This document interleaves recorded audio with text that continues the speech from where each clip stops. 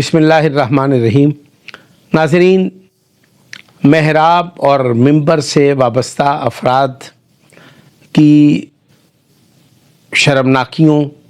और उनके ओछे हथकंडों के ख़िलाफ़ हम मुसलसल अपना किरदार अदा करते चले आ रहे हैं। लोगों का ये कहना है कि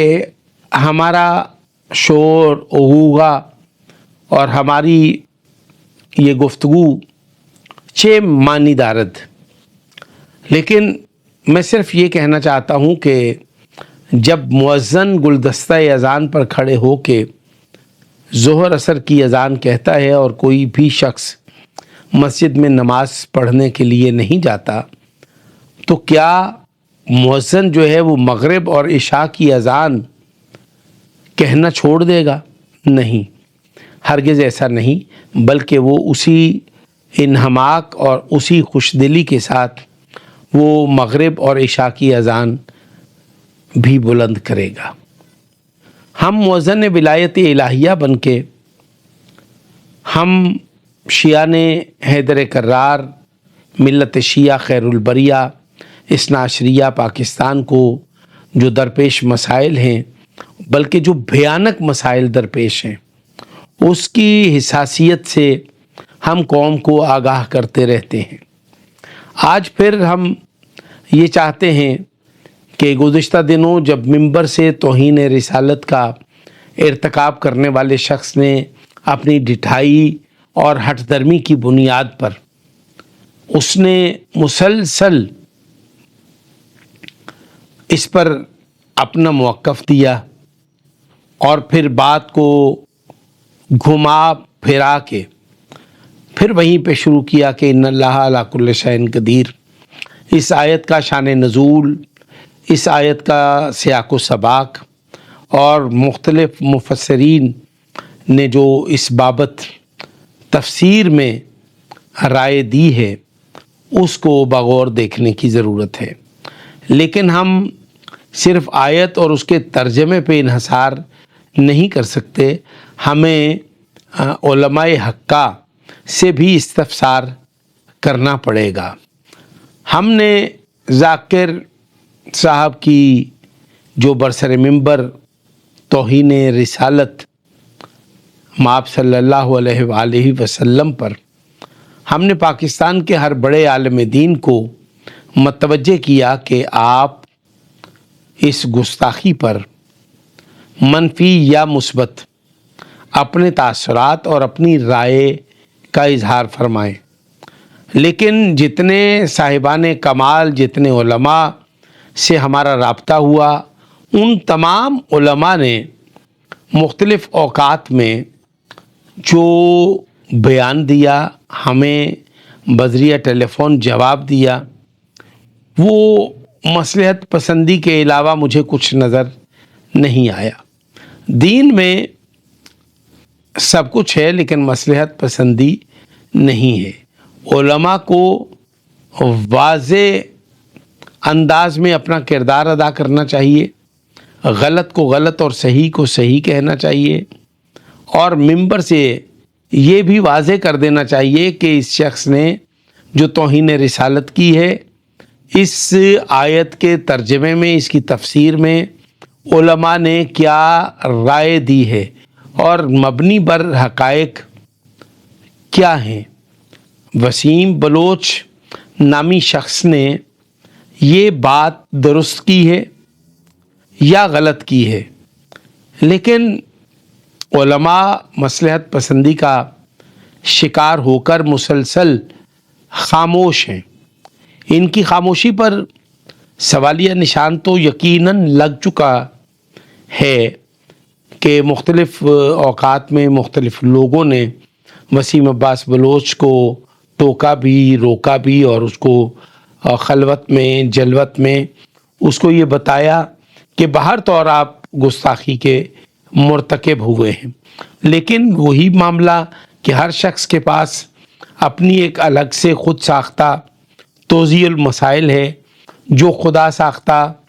दीन का असल चेहरा बिगाड़ कर पेश करती है। वसीम बलोच ने भी یہی کہا کہ ان اللہ علی کل شیء قدیر کا جو معنی اور مفاہیم کے مطابق ترجمہ ہے وہ تو یہی ہے، لیکن اس آیت کا شان نزول کیا ہے؟ یہ مکی آیت ہے، یہ مدنی آیت ہے، اس کا سیاق و سباق کیا ہے؟ یہ علماء حقہ نے تفسیروں میں لکھا ہے، اور پھر صاحبان کمال نے یہ بھی لکھا کہ 1,24,000 انبیاء اور دیگر اوصیاء کرام جو ہیں، اولیاء کرام جو ہیں،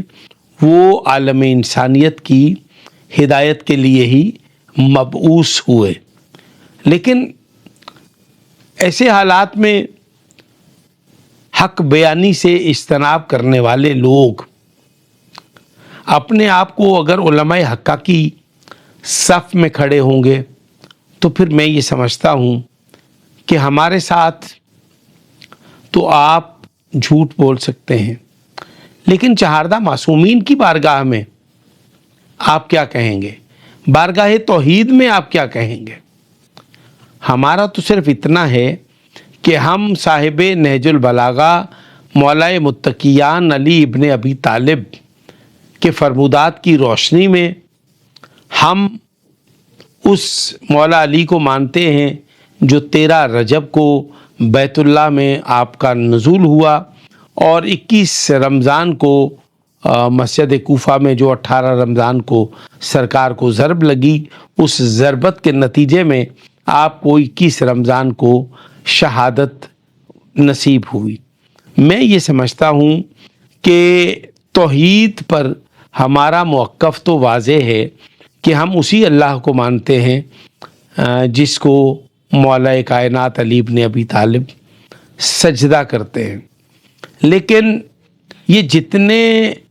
تحریک ولا و عزا و حرمت سادات کے دعوے دار لوگ ہیں، مثلا کچھ ایسے لوگ بھی ہیں جو کچھ تنظیمیں ایسی بنا کے بیرون ممالک سے بھی ولایت اور عزائے حسین کی تبلیغات کے دعوے کرتے ہیں، لیکن میں یہ سمجھتا ہوں کہ بارگاہ محمد و آل محمد میں کون کیا مقام رکھتا ہے یہ تو وہی بتا سکتے ہیں، یا ان کا کرم کس کے شامل حال ہے یہ وہی بتا سکتے ہیں۔ لیکن میں صرف یہ کہوں گا کہ ایک طرف لشکر ہیں اور ایک طرف ہم تنہا کھڑے ہیں۔ ہمارے وہ احباب، ہمارے وہ اصحاب جو ہماری نصرت کے لیے، جو ہماری مدد کے لیے ہمارے برابر کھڑے ہیں، یا ہمارے غمخوار بن کے ہماری رہنمائی فرما رہے ہیں، ہم ان سے استفادہ بھی کرتے ہیں، اور ان کی رہنمائی میں ہم ان نام نہاد کالی بھیڑوں اور ان MI6 کے نمائندوں کے مکروہ چہروں سے نقابیں بھی الٹ رہے ہیں۔ کسی کو اچھا لگے، کسی کو برا لگے، حق بیانی ہمارا شعار ہے، اور یہی ہمارا ترہ امتیاز ہے کہ ہم نہ منافق ہیں اور نہ منافقت کے ساتھی ہیں۔ ہم مولا متقیان علی ابن ابی طالب کی ذات گرامی سے محبت کرتے ہیں، اور یہ تربیت ہماری ماں کی آغوش سے لے کے